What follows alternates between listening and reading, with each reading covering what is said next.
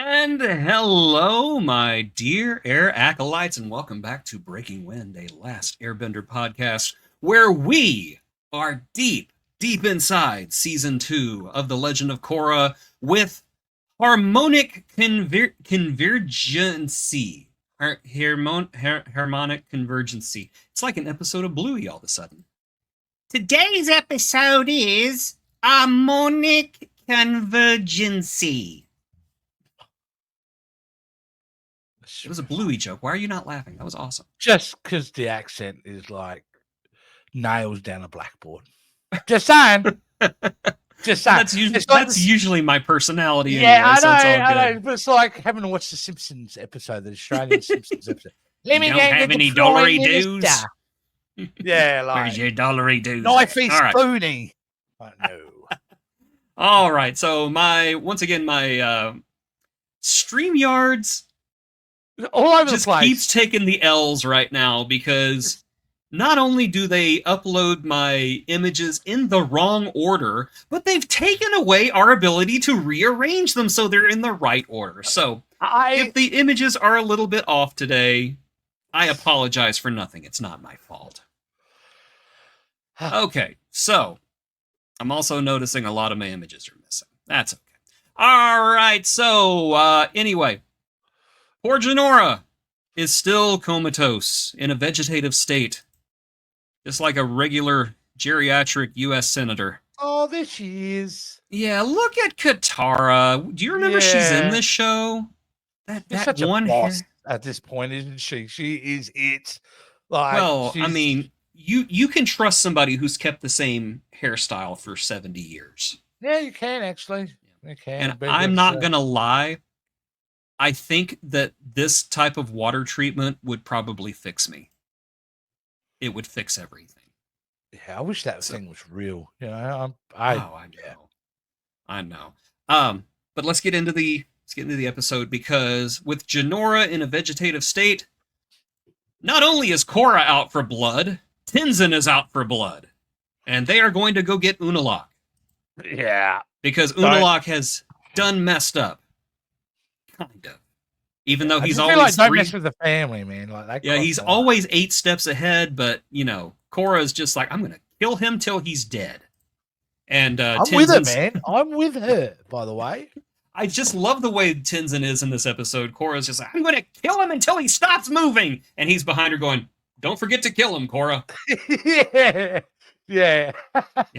There's no ethical conflict here. They're both on the same page. Hey, you know what? I would tear somebody up over my daughter. No, look, I'm on their page. You look at my daughter with cross eyes and bad intentions. You're getting a nail gun in the head. I'm just saying that.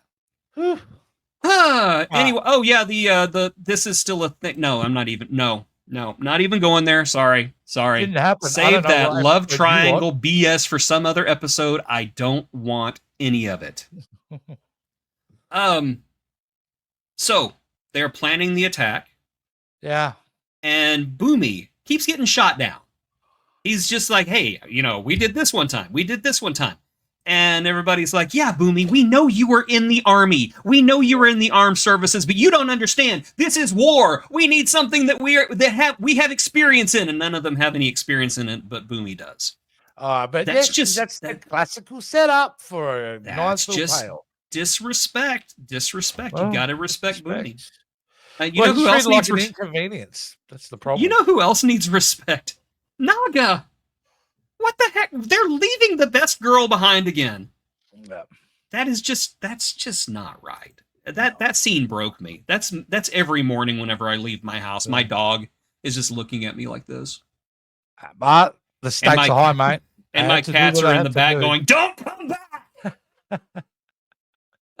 So anyway, they're going to fly Oogie into the spirit portal as Asami and Bolin and Mako do an aerial attack from an airplane. They stole that idea from Boomy, by the way, and never gave him credit. Disrespect. So, it's just starting to give me the Apocalypse Now vibe, like going down the river. It's Colonel. This episode has Yeah, this episode has fantastic visuals, by the way. Just Yeah. there are scenes in this episode you could just frame. Yeah. So Mako, Bolin, and Asami, they attack from the air. It's pretty You cool. mean Tom Cruise? Well, Bolin does his own stunts too. He's He's Nuktuk. the Tom Cruise of Empire City, right? Nuktuk does his own stunts. He does. Yeah. He does. Another scene that just about broke me. Do not do this to a sky bison. I don't care if that's not Appa, that is Oogie. No, do not mistreat Oogie. The shot of Oogie just before he lands and the look of terror on Oogie has scarred me. That's imprinted on my brain in a very bad way. This episode gave me anxiety because whenever the spirits were attacking Oogie, that was the thought was, this is not Appa. Oogie is not safe. Yeah, yeah. And I thought they were going to kill poor Oogie. Yeah. And then we're going to be stuck with the one with the snotty nose. I don't even remember what his name was. I think Sticky or something. I don't know. So anyway, the plane plan goes about as well as you would expect. Boomy basically forgets he can't fly and tackles a spirit off of Oogie. So brave.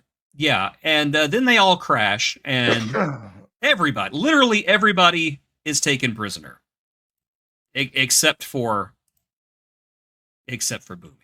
Yeah, I'm sure that's going to come in later on.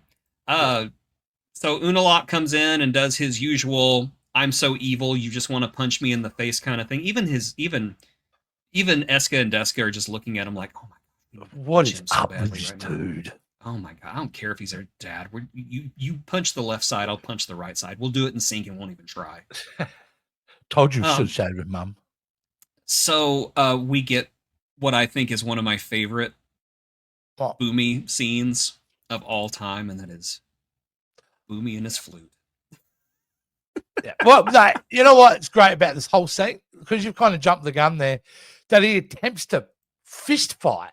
Yes. Yeah. He does. He attempts to punch on with one of the spirits. And I'm like, hey, man, like, that's brave. Like, you can't match it, but you're like, come on. And I did not jump the gun. StreamYard has these out of order. Okay. Yes. Yeah. But Boomy tries to fight the spirit. That doesn't work. So he plays a flute, and it makes the spirit like him. And so he's like, hey, that's a great idea. You know what? Let me play music for the spirits, and it'll get them on my side, and I can use them to take down the camp. It's a great idea. It doesn't work. I thought it was planned. It doesn't work. Because honestly told me on, okay, this is how they get out of trouble, and nope, not at all. Honestly, looking at this, I thought that was what was going to happen too, is that he was going to come in with an army of spirits. I'm glad that it didn't work, because it would have taken all of the stakes away from the rest of the season. Oh, yeah. I'm glad that Boomy failed here, but absolutely, he failed upwards because he gets into a mech suit. The spirits infect the mech suit, and the mech suit takes out the entire camp. Yeah. And then Boomy, all by himself, takes out Eska and Deska. I'm lying. Naga shows up and does it. Yeah. Yeah. Which is I've seen this kind of video on the internet before, and I don't like where it goes. I'm just saying. Now kiss, smack.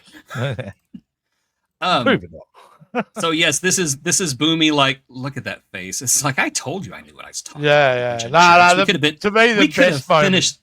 This season would have been done in 5 minutes if you guys had listened to me. I love Tenzin though. Tenzin in this. Oh my god, his reaction. Like, how did you do this? It was like in disbelief. Like, how did you do all this? Like, which I like the fact that Aang has one kid who's not a bender at all, because he calls himself Aang's my dad's disappointment. Everybody kind of says, you're not a bender, you need to be careful. And then, he's capable in so many other ways. Yeah. And I like that. I like Boomy. Honestly, if the next spinoff was all about Boomy, I would be a happy man. And the season would be over if they just listened to Boomy, because Boomy would have prevented what happens next. The next series, modern times or future, one of the two. I hope it's modern times. It's post-apocalyptic. We've already. Is it? It's the Seven Havens. Yeah. Did we discuss that? Yes, we did. Oh my gosh, sorry. the Alzheimer's. Yeah, it's kicking in big time. Korra apparently does something later in her Avatar career that completely messes up the planet. Yep, I know that, but I didn't know for some reason I've forgotten her. And so there's only like these havens. The 7 havens are like the only safe places for people. Oh, so we're getting like George Miller's Avatar. I believe so. I'm down with that. But we will. What a lovely day. Sorry. Yes. That's a wonderful. Shiny and chrome. All right, so Team Avatar go into the spirit world. Korra tries to close the spirit portal, but because she did not listen to Boomy, Harmonic Convergence happens because all the planets lined up in a row. Yep. And now everyone is properly screwed because no one listened to Boomy. I'm just saying. Boomy would have bought him the extra minute. Korra could have closed the portal. No harmonic convergence. They could have whooped up on Unalaq and been done with it. Can I say I'm biased, generally more positively biased for these type of setup and stories where we actually get the thing that they're trying to avoid actually happens. Oh, yeah. I just like it as a plot device. Like, just adds that extra. Well, what do they do now? Too late. They failed. How do they come back? And I especially love the action sequences here. You know, just the fact that you do boys hold their own. Hey, and it's Team Avatar being an actual team. You know, they're running interference. They're covering each other. I really enjoy that. However, it's not enough. Nope. The reading rainbow has connected. Yeah, taste the rainbow. Or should I say the wrathful rainbow has reconnected, and Vaatu. Yeah. I'm in a tree. I'm out of the tree. Look at me. I'm an evil kite. Look at me. I'm an evil kite. Yeah, the bwahaha was a bit much. It was anything else. You gotta have the bwahaha. Otherwise, it would just be, I'm Vaatu and I'm free. Now what? So, who are you again? Anyone know of a good coffee place? Yeah. Anybody seen Unalaq or something? We're supposed to make like a dark avatar or something. But yeah, that was Harmonic Convergence. 2 episodes left. This episode was a stakes raiser. It was purely to raise the stakes. It was purely to world build. It was purely to amp up the tension, and I think it did it beautifully. You know, I think can be some of the hardest episodes to make because what you're essentially doing is setting up the finale. You know, you're actually moving directly into the third act if you want to split it up in the more traditional sense.